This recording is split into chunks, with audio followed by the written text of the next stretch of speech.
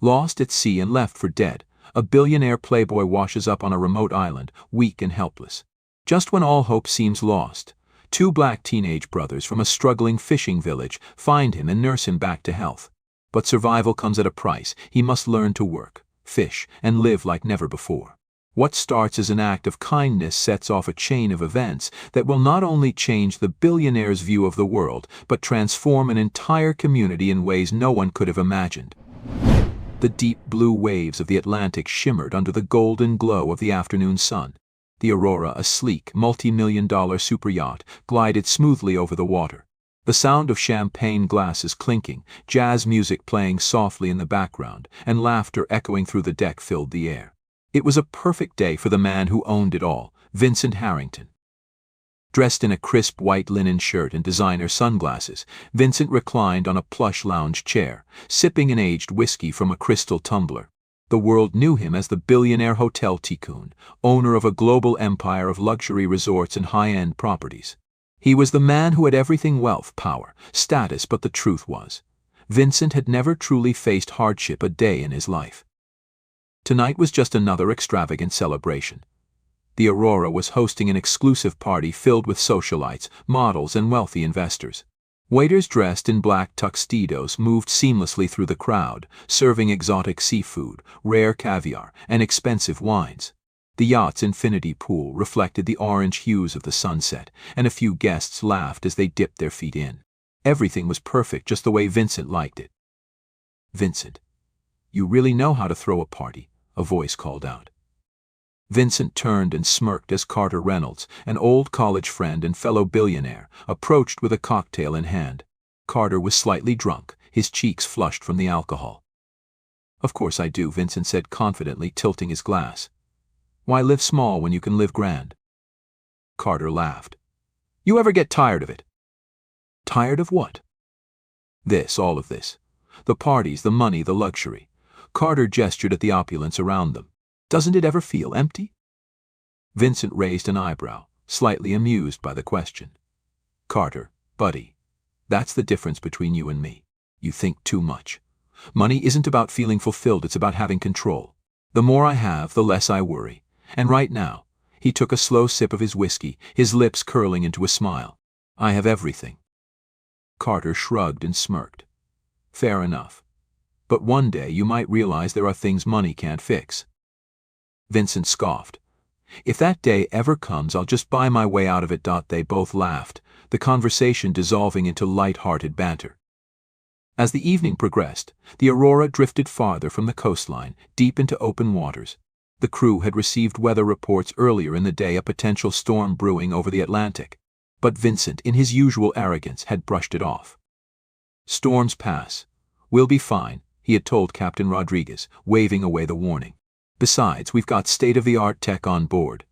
This yacht is built to handle anything." Now, as the party raged on, Captain Rodriguez stood near the helm, his brows furrowed. The sky, once a clear golden hue, had turned darker. The wind was picking up, carrying a humid, electric charge. He approached Vincent, who was now laughing with a group of models near the bar. "Mr. Harrington, I need a word." Vincent sighed, clearly irritated at the interruption. "This better be important. The storm is closing in faster than expected. We need to turn back now if we want to avoid rough waters." Vincent glanced up at the sky, noticing the ominous clouds creeping in over the horizon. But instead of worry, he simply smirked. "A little rain never killed anyone, Captain." He took another sip of his drink. "Besides, I paid for an unforgettable evening. Let's not ruin it over some bad weather." Rodriguez clenched his jaw. "This isn't just rain, sir. These are dangerous conditions. If we don't change course, the ship—" "Enough, Rodriguez." Vincent cut him off, waving a dismissive hand. "I hired you to sail, not to lecture me. Keep the course." The captain hesitated but finally nodded. "Understood, sir." With a frustrated sigh, he returned to the helm, knowing full well this was a mistake. He started with a single clap of thunder, a deep, guttural sound that rumbled through the sky like an angry god. The waves grew restless, slamming harder against the yacht's hull. The wind howled, whipping napkins, drinks, and decorations off tables. The once festive atmosphere shifted, guests glancing at the sky with nervous curiosity. Then came the rain, not soft droplets, but a torrential downpour, soaking the deck within seconds. Panic set in. Crew members scrambled to secure loose items, while guests screamed as the yacht tilted sharply, sending people tumbling over tables and chairs. The infinity pool's water sloshed violently, spilling over the edges as the ship lurched. Vincent staggered as the deck tilted beneath his feet. His heart pounded, but pride kept him from showing fear. Everyone inside, "Enau Gao." Captain Rodriguez bellowed. Lightning split the sky, followed by an ear-splitting boom. A massive wave towering like a wall of liquid steel rushed toward the yacht. Brace for impasse. The Aurora collided with the wave, sending an explosion of water over the deck. The force was unbearable. Vincent was thrown off his feet, his body slamming against a railing. His whiskey glass shattered on impact, the amber liquid spilling like blood. And then the worst happened. A second, even larger wave crashed into the yacht's side, violently tilting it beyond recovery. The ship capsized. Screams filled the air as people were tossed into the raging ocean like ragdolls. The luxurious furniture, once symbols of excess, now became deadly projectiles. Water rushed in, swallowing the grand interiors of the Aurora, dragging everything and everyone down into the abyss. Vincent barely had time to process what was happening. One moment he was on top of the world. The next he was sinking beneath it. Underwater. All was silent except for the pounding in Vincent's chest. His lungs burned as he fought against the crushing weight of the ocean. He kicked desperately, reaching for the surface. His expensive clothes, once a mark of status, now felt like chains, dragging him deeper. He broke through the surface, gasping for air. Around him the storm still raged, but the Aurora was gone. The ship that had once represented his power had been swallowed whole by the sea. Help. He shouted, but the howling winds drowned his voice. He could barely see, just endless black water, furious waves, and flashes of lightning. His arms flailed, his body exhausted. Then, through the chaos, his fingers brushed against something, a lifebuoy, floating aimlessly in the water. He grabbed it with the last of his strength, clinging to it as if his life depended on it. Because it did. The storm continued its merciless assault. But Vincent, shivering, drenched, and utterly alone, had no fight left in him. The waves carried him, dragging him farther and farther into the unknown. Then darkness. His body gave out, and his world faded to black. The world was still. A gentle breeze swept across the coastline, rustling the palm trees that lined the narrow stretch of white sand. The rhythmic crash of waves filled the air, a stark contrast to the chaos that had unfolded the night before. Vincent Harrington lay motionless on the shore, his body half buried in the damp sand. His designer clothes were torn, clinging to his body in wet, uncomfortable patches. His once perfectly styled hair was matted with salt and grit, and his face, usually tanned from luxury vacations, was pale, his lips cracked from dehydration. He wasn't dead. Not yet. But he was damn close. The sun was already climbing high in the sky, its heat pressing down on him like an unbearable weight. His throat felt like sandpaper, his limbs heavy as if made of stone. Every breath was a struggle, shallow and ragged. He was slipping into nothingness when a voice cut through the stillness. "Malik. Over here." Malik Jackson wiped the sweat from his brow as he climbed over a cluster of jagged rocks lining the shore. He was 17, lean but muscular, his skin glistening under the morning sun. Behind him, his younger brother, Jamari, struggled to keep up, his bare feet careful against the uneven terrain. Both boys carried woven baskets, the edges lined with fresh fish still flopping weakly. Their traps, set along the shallow waters at dawn, had caught enough for a good trade with the village market later that afternoon. They had almost finished their morning routine when Jamari spotted something unusual, something human lying in the sand, near the water's edge. At first, he thought it was a bundle of discarded clothes washed ashore, but as they moved closer, his stomach twisted. T wasn't just clothes. T was a man. A white man, judging by his pale, sunburned skin. Malik's instinct was caution. Life had taught him not to trust blindly, especially when it came to outsiders. He had seen enough strangers arrive on their island, bringing empty promises of opportunity, only to leave the locals with nothing but false hope. But Jamari, only 14 and still believing in the good of the world, rushed forward. Hey, Mr. Jamari bent down, shaking Vincent's shoulder. Mister, wake up. The man didn't move. Jamari turned to Malik, eyes wide with worry. He's barely breathing. Malik exhaled sharply. He knew what needed to be done, but the weight of the decision pressed down on him. They barely had enough for themselves. Taking in a stranger was a risk. Still, leaving him here would be a death sentence. Malik knelt, pressing 2 fingers to the man's neck. His pulse was faint but steady. He's alive, Malik muttered, but not for long. Jamari's voice was urgent. We have to help him. Malik hesitated only a moment longer before nodding. Come on. We're taking him home. Lifting Vincent wasn't easy. The man was dead weight, his body limp and unresponsive.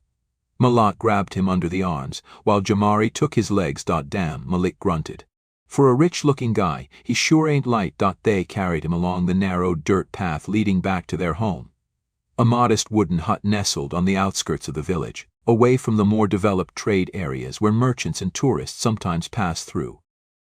By the time they reached their doorstep, both boys were breathless, sweat trickling down their backs. Put him here, Malik instructed, nodding toward a cot in the corner. They lowered Vincent onto the bed carefully. Now came the real problem. How did they keep him alive? The first thing Malik did was grab a coconut from the pile near the entrance. He cracked it open with a swift strike of his machete, pouring the water into a small wooden cup. Lift his head, Malik instructed. Jamari did as told, and Malik brought the cup to Vincent's lips, tipping it slightly. At first, nothing happened. The liquid simply trickled down his chin. Come on, man, Malik muttered. Drink. After a few more attempts, Vincent's throat twitched. His lips parted slightly, and a weak gulp followed. Malik and Jamari exchanged a glance of relief. Tea wasn't much, but it was a start. Ace. The day passed. Vincent remained unconscious. Mama Lila, their mother, returned from the village market just before sunset. A woman of strong hands and a soft heart, she took one look at the man on the cot and sighed. You two brought home trouble. Jamari frowned. We couldn't just leave him there, Mama. She clicked her tongue but said nothing more. Instead, she set to work placing a cool cloth on Vincent's forehead, rubbing crushed herbs onto his cracked lips, and spooning small amounts of broth into his mouth to keep him from wasting away. By the time the sun disappeared over the horizon, his breathing had steadied. Still, he did not wake. It wasn't until the middle of the night that Vincent stirred. A low groan escaped his lips, his fingers twitching against the fabric of the cot. The sensation of warmth, something he hadn't felt since before the storm registered first. Then came the faint scent of wood smoke and salt air. His head throbbed, his body ached, but he was alive. Slowly, his eyes fluttered open. The world around him was blurry, dimly lit by a flickering lantern in the corner. Shadows moved near him, figures. Where am I? His voice was hoarse, barely more than a whisper. Malik, who had been keeping watch, stiffened. He hadn't expected the man to wake up yet. You're in our home, Jamari answered before Malik could. We found you on the beach. Vincent blinked, confusion clouding his expression. The beach. And then the memories came rushing back. The storm, the crashing waves, the yacht, his yacht sinking into the abyss. His breath quickened. My boat, Malik cut him off, his voice firm. Gone. Vincent's chest tightened. He swallowed hard, trying to sit up, but the pain that shot through his ribs forced him back down with a grunt. You should rest, Mama Lila's voice came from the doorway. She stepped inside, crossing her arms. You're lucky my boys found you when they did. Vincent turned his head toward her. He swallowed, his throat still raw. I need to get back, I need to contact someone. Mama Lila sighed, shaking her head. There's no phone here, no signal. Vincent's brows furrowed. Then how the hell do you people? He stopped himself, realizing how that sounded. Malik's gaze hardened. We people manage just fine. Maybe if you weren't so busy drowning in your own money, you'd know how to survive without it. Vincent had no response. Because for the first time in his life, he was powerless. And he was entirely at the mercy of the very people he would have once ignored. The morning sun crept through the wooden slats of the hut, casting warm golden streaks across the room where Vincent Harrington lay. His body ached in ways he had never experienced before, every muscle sore, his ribs throbbing from the aftermath of being tossed around by the ocean. The distinct scent of salt air, burning wood, and something earthy lingered in the space. It was unfamiliar, raw, primitive, so far from the world he was used to. He stirred, his fingers curling against the rough fabric of the cot beneath him. The room was simple, too simple. No air conditioning, no soft linens, no glass chandeliers or sleek marble floors. Just wooden walls, a thatched roof, and the distant murmur of the ocean beyond. And then the reality of his situation hit him like a brick. He wasn't on his yacht. He wasn't in his penthouse. He wasn't in control. He was stranded. Vincent swallowed, his throat still raw. His mouth was dry, and a dull headache pulsed behind his eyes. He tried to sit up, only to wince as a sharp pain shot through his ribs. That's when he noticed Malik, the older of the two boys, standing near the doorway, watching him with quiet scrutiny. "You're up," Malik said flatly, arms crossed over his chest. Vincent exhaled, rubbing his forehead. "Where am I?" Malik didn't answer immediately. Instead, he picked up a wooden bowl from a small table and walked over, handing it to Vincent. "Drink." Vincent hesitated. He wasn't in the habit of taking orders, especially not from someone he barely knew. But thirst overpowered pride, and he took the bowl.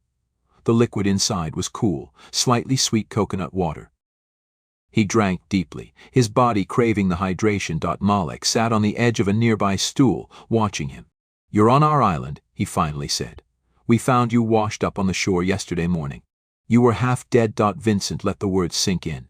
He glanced around, his jaw tightening. This is your home?" "Yeah."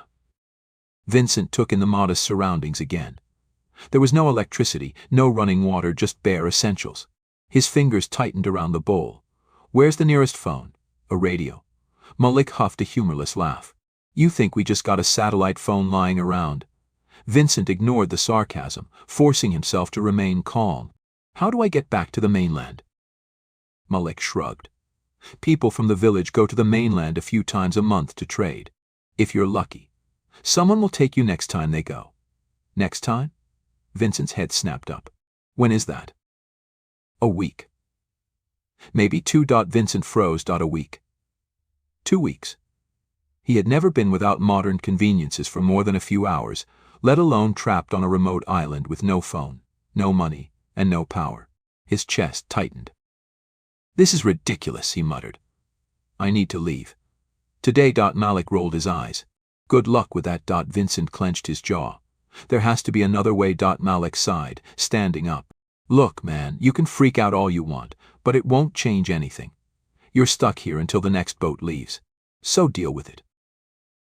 With that, he walked out, leaving Vincent alone with the crushing weight of his new reality. It took less than a day for Vincent to realize just how useless he was outside his world of wealth and luxury. By mid-afternoon, hunger gnawed at his stomach, the lingering pain from dehydration making him feel even weaker.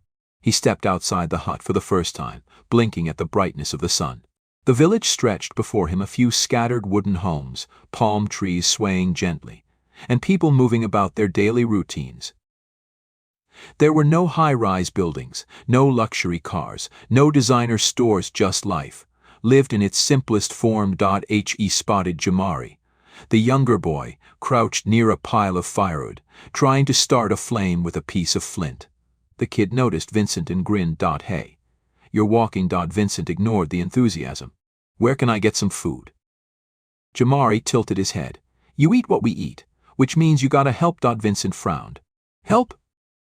You ever catch a fish before?" Vincent scoffed. "No, I pay people to do that for me." Jamari laughed. "Well, out here nobody's getting paid. You want to eat? You learn." Vincent's stomach growled, and against his better judgment, he sighed. "Fine. What do I have to do?" Jamari led Vincent to the shore, where Malik was already waist deep in the water, checking the fishing traps. The older boy glanced up when he saw them approaching. "He wants food," Jamari said cheerfully. Malik smirked. "Then he better get to work." Vincent rolled his eyes. "All right, fine. What do I do?" Malak tossed him a handmade fishing spear, a long, sharpened wooden stick. You catch your own dinner. Vincent stared at the primitive tool. You're joking. Not at all, Malik replied. See that? That's dinner. He pointed at a silver fish swimming near the rocks. Vincent exhaled sharply and stepped into the water. Immediately, a shiver ran up his spine. It was colder than he expected. The sand felt strange beneath his feet, shifting with every step. Malik raised an eyebrow. Something wrong, rich boy? Vincent shot him a glare. I've just never had to do this before. No kidding. Taking a deep breath, Vincent raised the spear, squinting at the fish darting between the rocks. He lunged, stabbing downward, and missed completely. Jamari burst out laughing. Vincent's scowl deepened. This is impossible. No, Malik corrected. You're just bad at it. The next few hours were a test of patience, one that Vincent failed miserably. He slipped twice, falling face first into the water. He missed at least 15 fish, stabbing at nothing but air. He nearly dropped the spear on Jamari's foot at one point. By the time the sun began to dip toward the horizon, he was exhausted, frustrated, and still starving. But something had changed. For the first time in decades, Vincent wasn't in control. He wasn't being served or obeyed. He wasn't the most powerful man in the room. He was just a man. And for the first time, he felt it. Nightfall. He finally caught a fish, small, barely enough for a meal. But it was his. When he brought it back to Mama Lila, she smiled knowingly and cooked it over the fire. That night, as he ate his meager portion, he sat among the people who had saved him, listening to the crackle of the flames, the distant hum of the ocean, and the easy laughter of two brothers who had no idea who he really was. For the first time in a long time, Vincent felt something he hadn't felt in years. Humility. Vincent Harrington had never worked for a meal in his life. Until now. The sun had already set, casting a dark navy hue over the island. The flickering firelight danced against the wooden walls of the modest hut, filling the small space with a warm glow. Smoke from the cooking fire curled toward the thatched roof, carrying the scent of freshly grilled fish. Vincent sat cross-legged on a woven mat, a simple wooden plate in front of him. The fish he had struggled to catch, his first real accomplishment in survival, now lay split open, its flaky white flesh exposed. He picked up a piece, chewing slowly. It was plain, seasoned with nothing but smoke and salt, yet it was the best meal he had ever eaten. Not because of its taste, but because he had earned it. It felt different.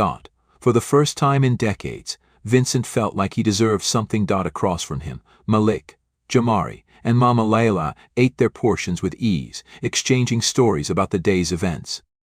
Vincent didn't speak much. He mostly listened. He listened to how Malik had learned to fish from their father before he passed away. He listened to how Jamari dreamed of going to school in the city one day. He listened to how Mama Layla, despite the hardships, never let her boys go to sleep hungry. He listened. For a man who had spent his entire life speaking, giving orders, and expecting others to listen to him, this was new. And strangely, he didn't mind. Later that night, as the fire burned low, Vincent found himself sitting outside the hut, staring up at the clear night sky. The stars here were different, brighter, unpolluted by city lights, stretching endlessly over the vast ocean. Malek joined him, dropping down onto the sand a few feet away. He didn't say anything at first, just watched the waves rolling against the shore. After a while, Vincent broke the silence. I've been all over the world, he said, voice low. Slept in the most expensive hotels, ate the finest meals, stood in the tallest buildings, but I don't think I've ever seen a night like this. Malik smirked. You never looked. Vincent turned to him. What? You had all that money, all that luxury, but you never stopped to look. You were too busy living big to notice the small things. Malik exhaled, shaking his head. That's why you can't survive here. You don't know how to slow down. Everything in your world is instant money, food, power. But here, life doesn't work like that. Vincent frowned but didn't argue. Because Malik was right. For the first time, Vincent saw the vast difference between wealth and richness. He had been wealthy, yes, but rich. No. Not in the way these people were. They had nothing, and yet they had everything that mattered. Family. Purpose. Gratitude for every little thing. T was a richness money couldn't buy. And gnawed at something deep inside him. The next morning, Vincent woke up before sunrise, which in itself was an accomplishment. His body ached from sleeping on a thin cot, but the stiffness was less unbearable than before. The moment he stepped outside, the sight shocked him. The village was already alive with movement. Women carried baskets of fruit and fish to trade. Children ran along the sand, laughing as they played. Fishermen worked on their boats, preparing for the next trip out to sea. Life here never stopped, it just moved at a different rhythm. He spotted Malik and Jamari near a pile of heavy fishing nets, repairing them with skilled hands. "What are you waiting for, rich boy?" Malik called out. "You want to eat again today, don't you?" Vincent rolled his eyes but walked over, surprising even himself. He expected Malik to hand him something easy, maybe another spear. Instead, Malik pointed at the nets. "Fix this." Vincent blinked. "You're joking." "Nope. Those nets don't fix themselves. Get to work." Vincent exhaled sharply and sat down. He picked up part of the net rough, woven fibers and immediately felt lost. How the hell was he supposed to fix this? Jamari, seeing his confusion, grinned. "Here, like this." The 14-year-old guided Vincent's hands, showing him how to untangle the knots and rethread the broken sections. It was frustrating at first, his fingers clumsy, his movements awkward, but as the morning stretched on, something unexpected happened. He got better. Slowly but surely, the net started looking usable again. His hands, once only skilled at signing deals and sipping whiskey, were now doing something real. In midday, his fingertips were raw, his back aching from sitting hunched over, but when he stepped back and saw the finished net, something inside him clicked. It was the first thing he had ever truly built with his own hands. And for some reason, it felt good. As the days passed, Vincent changed. He no longer complained about waking up early. He helped without being asked, carrying baskets, gathering firewood, fixing more nets. He learned how to start a fire, clean fish, and even paddle a small boat. And people noticed. One evening, as they all gathered around for dinner, Mama Lila smiled at him. "You're different now," she said. Vincent looked up from his plate. "What do you mean?" She studied him for a moment. "When you first got here, you were just a man lost in his own pride. Now, you're learning how to live." Vincent wasn't sure how to respond to that, because part of him knew she was right. He wasn't just surviving anymore. He was living. One afternoon, a boat from the mainland arrived. It was smaller than the ships Vincent was used to, nothing like the luxury yachts he once owned, but it was the first real connection to the world he had lost. Malik met him near the shore, arms crossed. "There's your ride," he said. "Takes you back to the city." Vincent stared at the boat. His ticket home. Back to his penthouse, his wealth, his old life. It was everything he had wanted since the moment he woke up here. And yet, why did he suddenly feel unsure? Malik studied him. "You're thinking about staying, aren't you?" Vincent hesitated, then chuckled under his breath. "No, I mean I can't. My life is out there." Malik smirked. "Yeah, you sure?" Vincent looked at the village, at the people who had saved him, at the life he had come to understand. He swallowed hard. "I don't know anymore."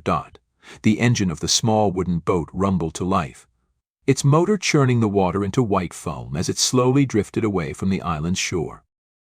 Vincent Harrington stood at the edge of the boat, his hands gripping the wooden railing, eyes fixed on the village that had become his unexpected home. The wind carried the distant sounds of the people he had come to know, Malik shouting orders to the fishermen, Jamari laughing as he ran along the beach, Mama Layla's voice calling after him one last time. He had spent weeks here. Weeks that had changed him. As the boat moved farther into open water, Vincent swallowed the lump in his throat. The mainland was waiting. His world was waiting. And yet, why did it feel like he was leaving something important behind? By the time Vincent stepped onto the mainland dock, his old life was already trying to pull him back. Within an hour, he was surrounded by familiar things, a line of black luxury SUVs waiting for him. An assistant frantically trying to update him on urgent business matters, and reporters shoving microphones toward his face. Mr. Harrington, where have you been? Is it true your yacht was lost at sea? What happened to the Aurora? Are you all right? Vincent felt nothing. Not relief. Not excitement. Just disconnection. His assistant, Daniel, rushed toward him, holding out a phone. Sir, your board members have been waiting to hear from you. You have back-to-back meetings this week. The press is going wild. We need to issue a statement about your disappearance. Vincent stared at the device in Daniel's hand. A phone. A lifeline to the world he once ruled. A world that suddenly felt meaningless. He exhaled. Not now. Daniel blinked. Sir? Vincent turned toward the car, slamming the door shut behind him before anyone else could get in. He needed space. He needed to think. Osella. Vincent sat alone in his penthouse, staring out at the glittering skyline of the city. A view that once filled him with power now felt hollow. Everything around him screamed luxury: the imported leather furniture, the walls lined with rare art, the $50,000 bottle of whiskey sitting untouched on the marble bar. And yet, all he could think about was a simple wooden hut. A small fire, and the laughter of two brothers who had shared their world with him. He had returned to everything he once thought mattered. So why did it all feel so empty? Vincent picked up his phone. His fingers hesitated over the screen before he finally typed in a search: fishing villages near. Island name. A list of results popped up. Trade routes. Economic conditions. Poverty statistics. His jaw tightened. He knew what he had to do. And for the first time in his life, it wasn't about business. It was about giving back. 1 week later, a massive yacht appeared on the horizon, sleek, modern, and twice the size of the old Aurora. The people of the village gathered near the shore, watching in awe as the vessel glided toward them. Some of the fishermen whispered to each other, eyes wide with disbelief. Then, as the boat slowed to a stop, a familiar figure stepped onto the dock. Vincent. His once arrogant posture was gone. Instead, he stood tall, looking humbled, purposeful. Malik crossed his arms, raising an eyebrow. Didn't expect to see you again, rich boy. Vincent smirked. Guess you don't know me as well as you thought. Jamari, unable to contain his excitement, rushed forward and hugged Vincent. You came back. Vincent grinned, ruffling the boy's hair. I told you I would. Mama Lila stepped forward, eyes filled with curiosity. Why are you here, Vincent? His smile faded slightly as he turned toward her, his expression serious. Because I owe you more than just my life, he said. And I intend to repay that debt. It wasn't just a visit. Vincent had come back with a plan. Within days, construction began in the village. New boats. A proper fishing dock. A school for the children. A medical center. He didn't just throw money at the problem, he worked alongside the people. Hauling supplies, setting up nets, talking to the villagers about what they needed most. It wasn't charity. It was a partnership. One night, as they sat around the fire again, just like before, Malik shook his head, looking at Vincent with something close to respect. You're not the same man who washed up on our beach, he said. Vincent chuckled. Yeah, well, I had some good teachers. Malik smirked. Damn right, you did. Months passed. The village thrived. What started as a rescue mission had become something much bigger, a second chance at life. Vincent didn't just give back, he stayed involved. He kept visiting, kept helping, kept learning. And for the first time in his life, he felt something he had never truly understood. Fulfillment. Not from money. Not from power. But from making a difference. As he stood on the shore one evening, watching the sunset over the ocean, he realized something. He had survived the storm. But he had been saved by kindness. And in return, he had learned how to live. Before he left the island for the last time, Vincent handed Malik a letter. What's this? Malik asked, frowning as he unfolded it. Vincent smiled. My will. Malik's eyes widened. You serious? Yeah, Vincent said. If anything ever happens to me, half my wealth goes to this village. No strings attached. Malik was silent for a moment, then let out a slow whistle. Damn, he muttered. Guess I gotta stop calling you rich boy now. Vincent laughed. Nah, keep it. Reminds me of how far I've come. Vincent Harrington had once been a man who thought money was everything. But in the end, he learned that true wealth isn't what you keep, it's what you give. Join us to share meaningful stories by hitting the like and subscribe buttons. Don't forget to turn on the notification bell to start your day with profound lessons and heartfelt empathy.